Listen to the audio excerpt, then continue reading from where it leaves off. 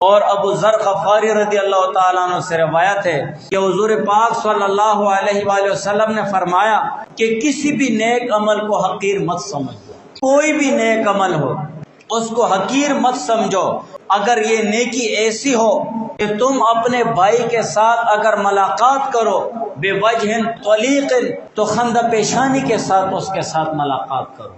یہ ہماری نظر میں اور ہماری سوچ میں ایک چھوٹی نیکی ہے، لیکن اس کو بھی ہاتھ سے نہیں جانے دینا چاہیے۔ اپنے مسلمان بھائی سے مسکرا کر اور کھلے چہرے کے ساتھ اور خندہ پیشانی کے ساتھ ملاقات کرنی چاہیے۔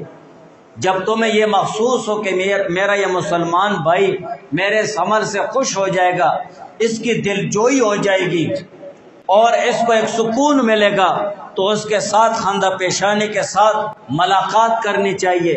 اور یہ عمل اللہ تعالیٰ کو بہت زیادہ محبوب ہے۔